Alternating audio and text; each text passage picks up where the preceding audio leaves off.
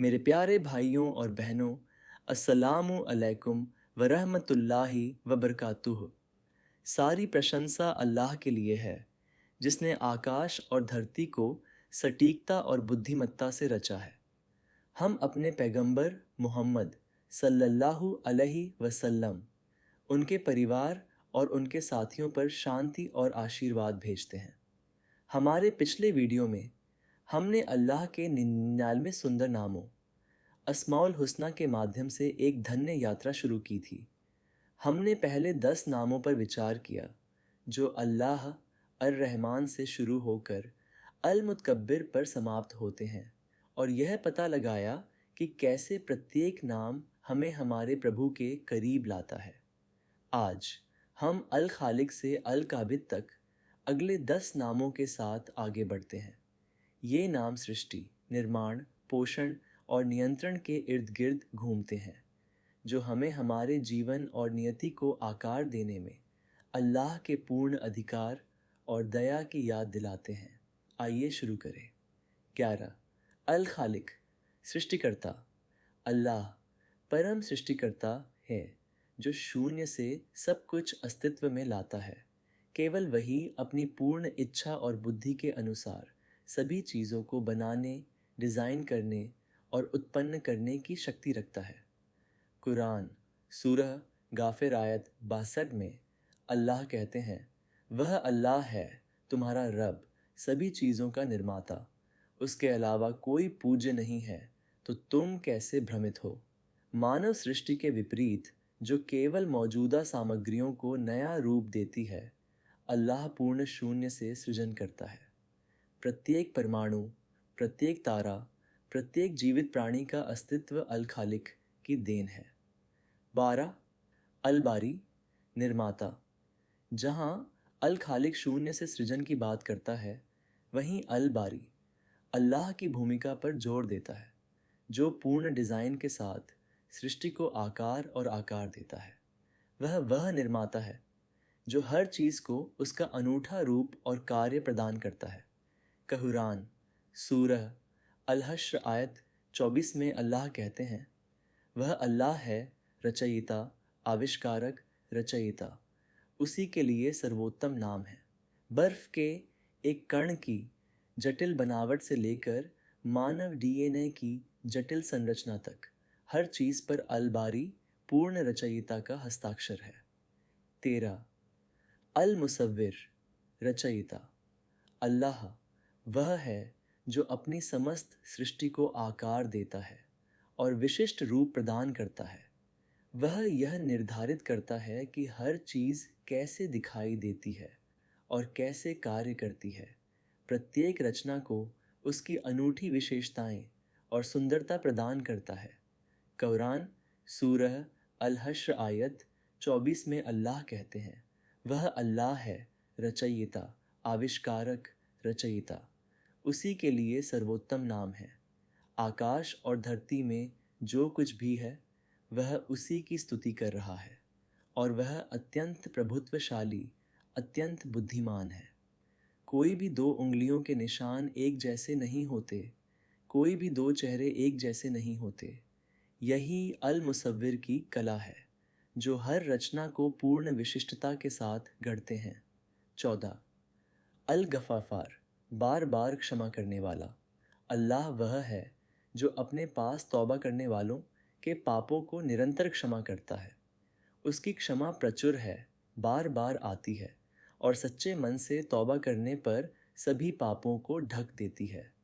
कुरान सूरह अश शूरा आयत 25 में अल्लाह कहता है, और वही है जो अपने बंदों से तौबा स्वीकार करता है और उनके गुनाहों को क्षमा करता है, और वह जानता है कि तुम क्या करते हो। चाहे हमारे पाप कितने भी बड़े क्यों न हों, अल गफ़ाफ़ार की दया उससे भी बड़ी है।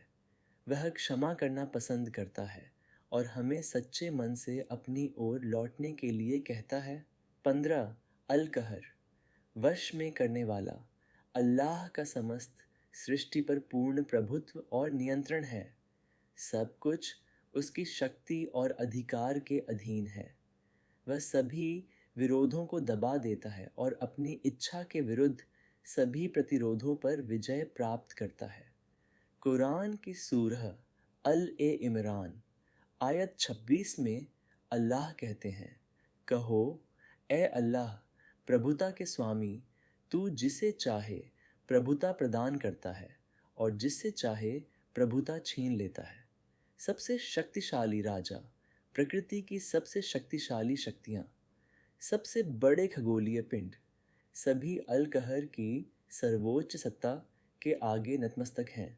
16 अल वहाब, सबका दाता, अल्लाह परम दाता है जो बदले में कुछ भी अपेक्षा किए बिना अपने उपहारों को उदारता और प्रचुरता से प्रदान करता है।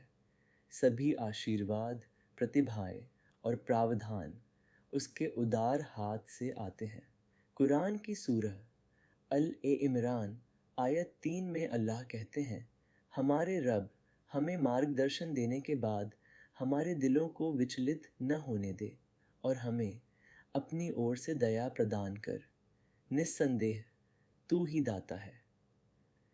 हम जिस हवा में सांस लेते हैं से लेकर हमारे दिलों में बसे प्यार तक, सब कुछ अल वहाब की देन है जो सबसे उदार दाता है।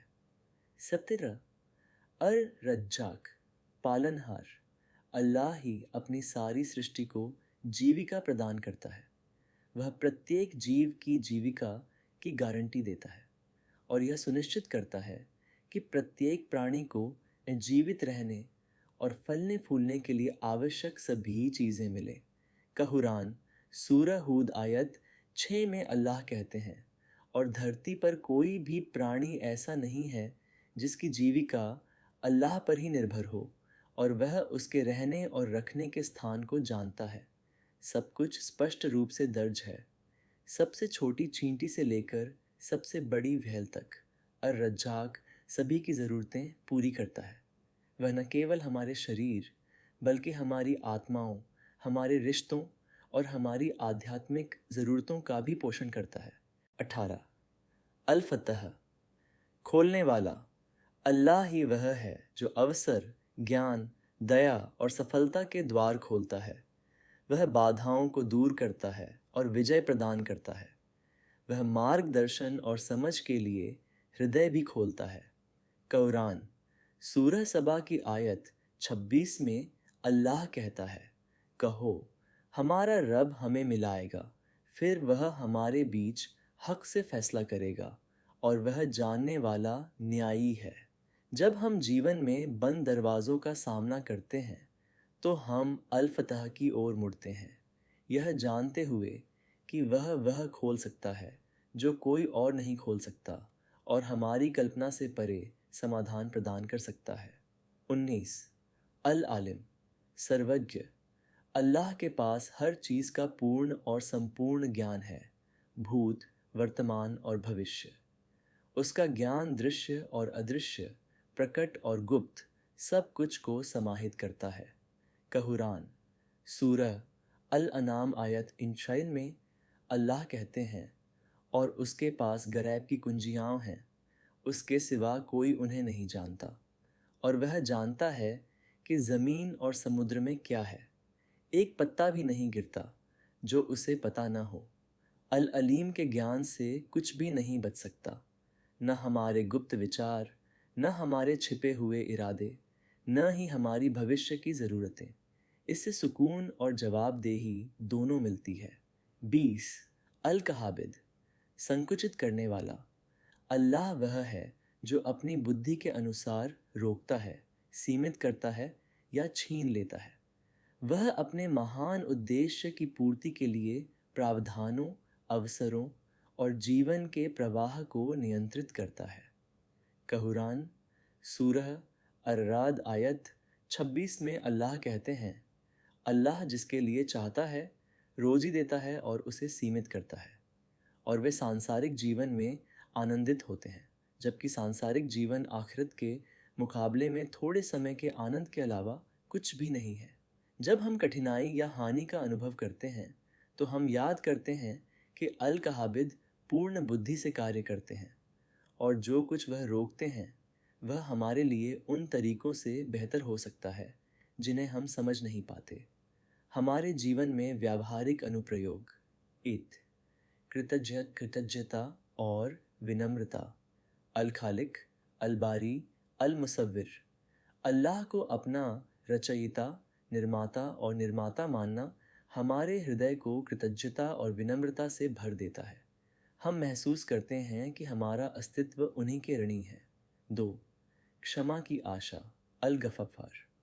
चाहे हमारी पिछली गलतियाँ कितनी भी हों, हम हमेशा अल्लाह की असीम क्षमाशीलता के विश्वास के साथ उसकी ओर मुड़ सकते हैं। यह नाम पश्चाताप करने वाले हृदय को आशा प्रदान करता है। 3. ईश्वरीय बुद्धि पर भरोसा। अल कहर, अल कहाबिद। अल्लाह के पूर्ण अधिकार को समझने से हमें कठिन परिस्थितियों को स्वीकार करने में मदद मिलती है, यह जानते हुए कि वे उसके बुद्धिमान उद्देश्य की पूर्ति करती हैं। 4. संतोष और कृतज्ञता। अल वहाब, अर रज्जाक। अल्लाह को सभी उपहारों और प्रावधानों का स्रोत मानने से हमें अपने आशीर्वादों की कद्र करने और उनकी निरंतर देखभाल पर भरोसा करने में मदद मिलती है। 5. मार्गदर्शन और अवसरों की तलाश। अल फतह, अल अलीम।